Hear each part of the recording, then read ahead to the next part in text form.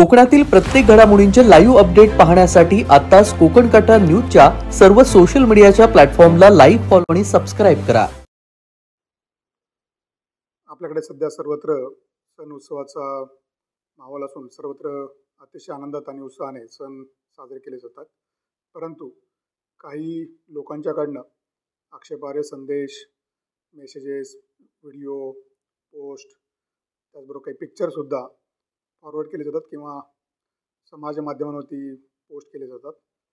मला ह्या निमित्तानं सर्वांना आवाहन करायचं आहे, ज्यामुळे महनीय व्यक्तींची, ऐतिहासिक व्यक्तींचा अपमान होईल, अवमान होईल, त्यांच्या चारित्र्याबद्दल आक्षेपार्ह काही लिहिलं जाईल, त्याचबरोबर काही राजकीय महत्त्वाच्या नेत्यांबद्दलही काही आक्षेपार्ह लिखाण केलं जाईल, समाजामध्ये जातीमध्ये काही तेढ निर्माण होईल. त्याच्यामुळं जर कुठे लोकांच्या भावना दुभकावतील तर त्या संदर्भात अतिशय कठोर अशा प्रकारची कारवाई करण्याची भूमिका रत्नागिरी जिल्हा पोलीस दलाने ठेवलेली आहे.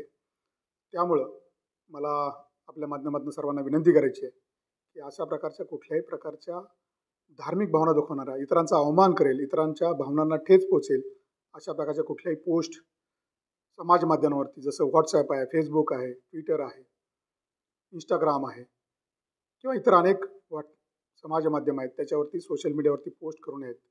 अन्यथा रत्नागिरी जिल्हा पोलीस दलाच्या वतीनं अशा लोकांवरती भारतीय न्याय संहितेचे वेगवेगळे कलम, त्याचबरोबर माहिती आणि तंत्रज्ञान कायदा याच्या जी कलमं आहेत त्यामुळे गुन्हा दाखल करण्यात येईल आणि त्यांच्यावर कठोर कारवाई करण्यात येईल.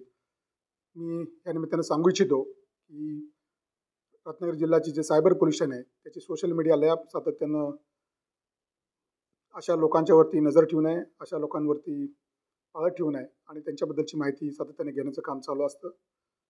असं एक या निमित्ताने मला सर्वांना सांगायचं आहे. धन्यवाद.